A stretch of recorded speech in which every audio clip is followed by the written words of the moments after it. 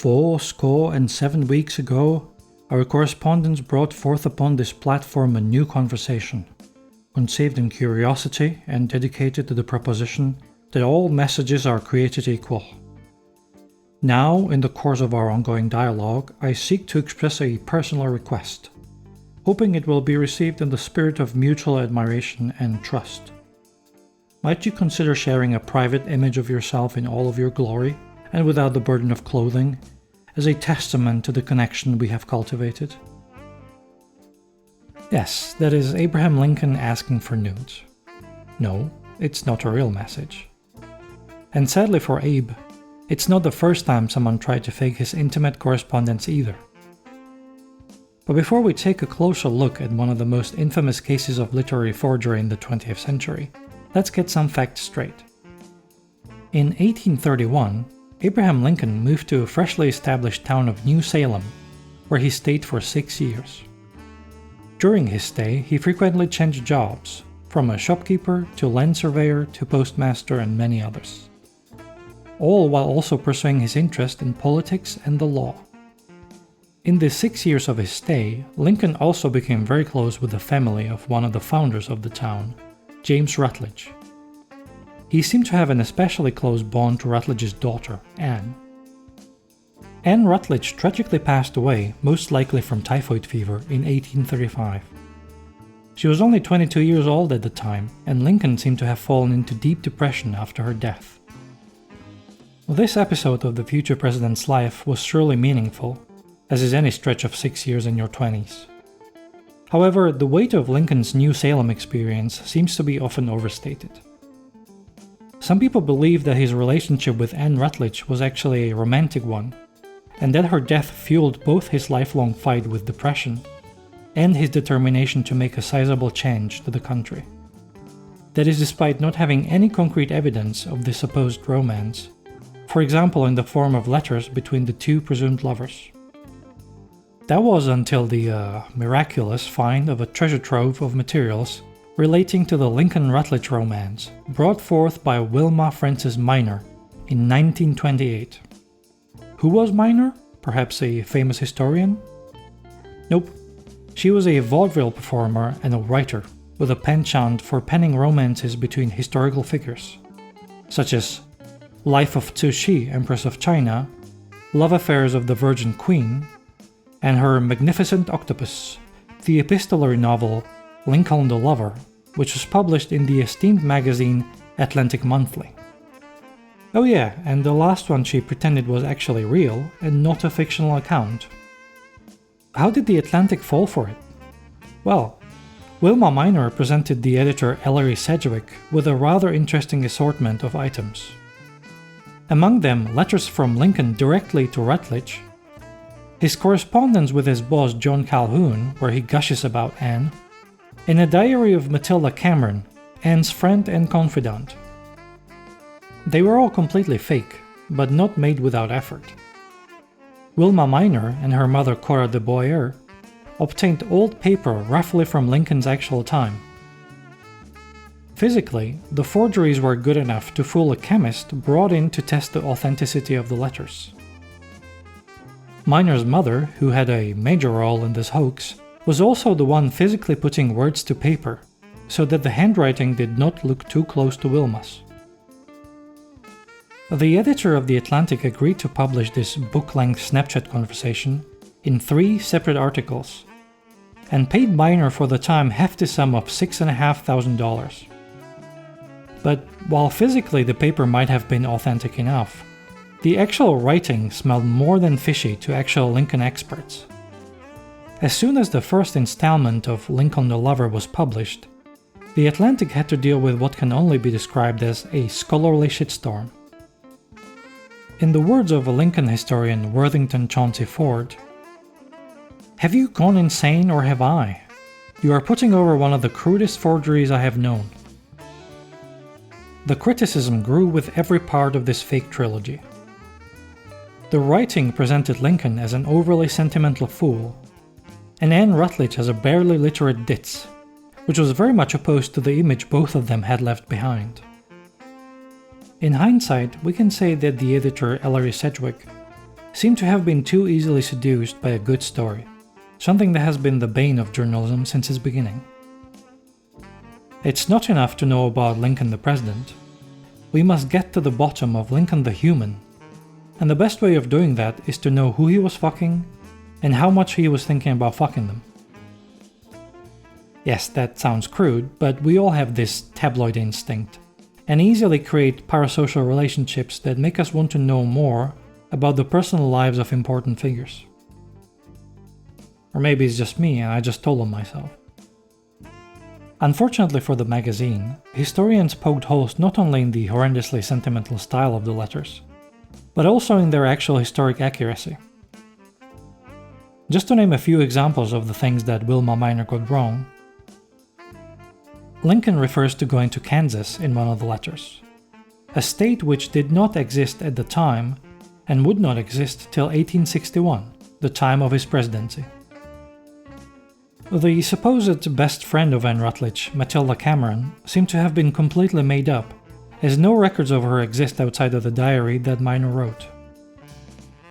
In her diary, this made-up woman mentions taking the last boat from Springfield, a landlocked city 5 miles away from the nearest river. And there were many more, if slightly less obvious mistakes. Simply put, the scrutiny was overwhelming, and to give the Atlantic some credit, they did print the letters from the outraged historians as well as the forgeries. But Sedgwick kept on defending Wilma Minor's hoax. He wrote in the magazine,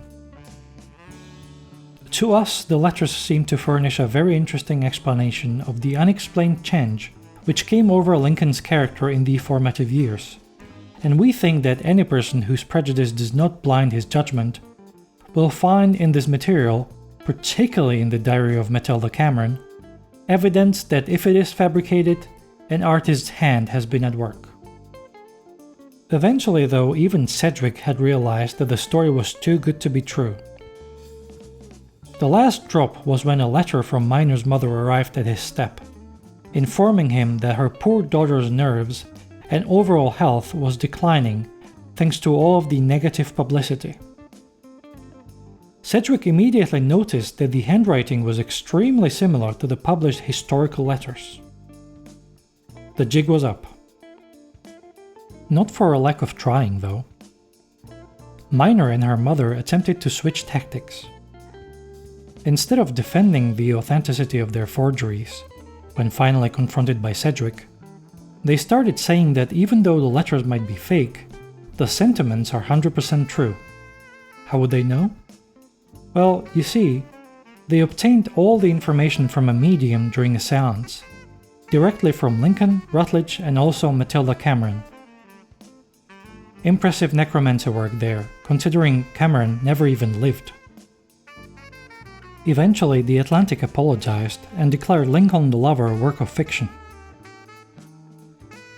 The whole kerfuffle did not stop people theorizing about Lincoln's romance with Rutledge, but it has put the topic in the realm of pure speculation that does not belong into serious historical discussion. Minor herself slinked off the public view for a bit and then changed her name to Wilma Meredith. Ironically enough, she made her living after that as a local journalist in California. As an aside, the whole Rutledge myth seemed to have partially stemmed from hatred toward Lincoln's real love of his life, Mary Todd Lincoln. William Herndon, Lincoln's former law partner, really did not like Lincoln's wife, for unknown reasons. And after the president's death, he went on speaking tours promoting the Rutledge romance as a way to diminish Mary Todd's place in Lincoln's story.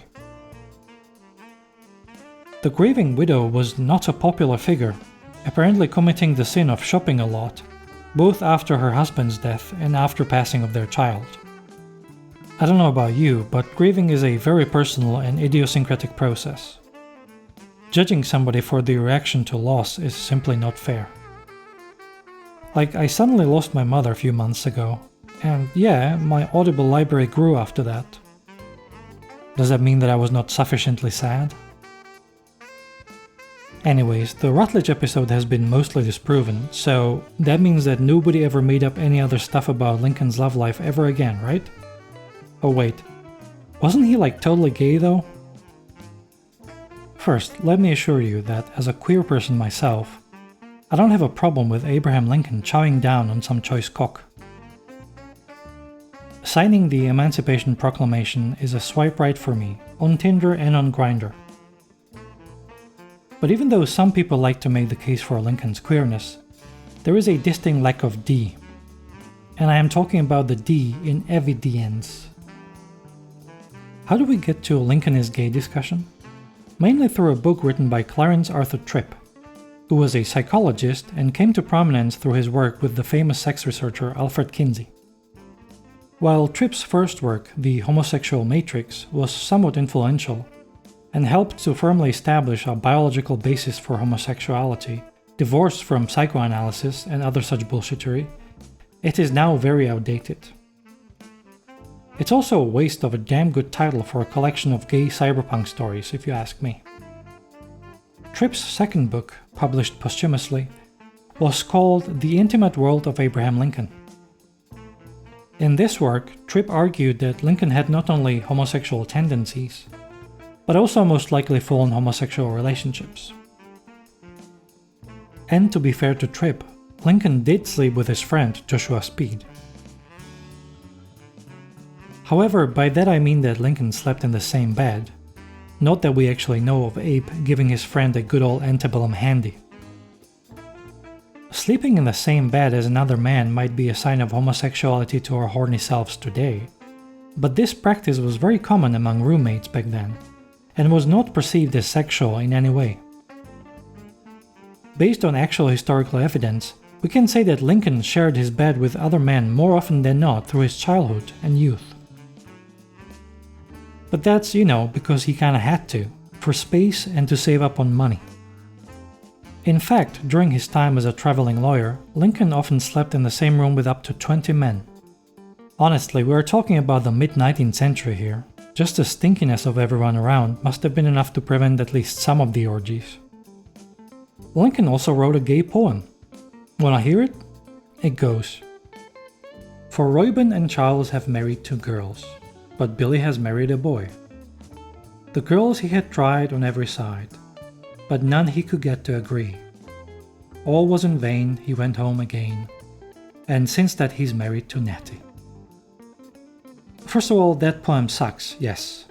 Also, if this is any kind of evidence, then any bro calling another bro gay must be in fact a gay bro. Because this is just a slightly more eloquent version of that. Props to Lincoln for bringing up gay marriage though. The dude was progressive even when trying to be homophobic. The last gay gotcha of Lincoln's life was the fact that his bed-sharing habits did not stop after he could certainly afford to have his own damn bed. Apparently, when his wife, Mary Todd Lincoln, was away, he shared his bed with his bodyguard, Captain David Derrickson.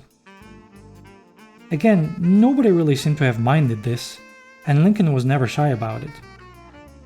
Also, let me just remind you, the dude ended up being assassinated. You don't think a little paranoia and keeping his bodyguard close was in order? Well, this all amounts to a very poor number of anecdotes that quickly lose their queer sheen when put into a proper historical context. Could Lincoln have been gay or bisexual? Well, of course. But there is nothing substantial to extrapolate that from. Again, as a queer person, I fully understand wanting a better representation in history. But from what we actually know, we must conclude that the only thorough ass-fucking ever given by Abraham Lincoln was received by the Confederacy. We have no proof of any gay romance in Lincoln's life, just like we lack any evidence of a deeper relationship with Ann Rutledge. What we have to deal with is a complex human being that left us with scattered evidence of his thoughts, but also with a clear legacy of his actions, that truly should be the most important of all. I am not against revising our view of historical figures. In fact, I think that it's a necessary process. But as everything with history, we need to start with concrete facts and good knowledge of the context of a given era. And maybe we should not treat real humans as one-dimensional characters in a fantasy novel, that have that one moment which completely explains everything about their personal choices. Oh, and if you ask me about Lincoln? Would. Thank you for watching my 5th YouTube video. I'm still trying to find what style fits the best what I'm trying to achieve, and I am glad to have you along on my little journey. Also, don't bother telling me to swear less, that would be akin to stopping to breathe for me. See you soon, and if you wanna see what dumb shit I come up with, subscribe. Tape out.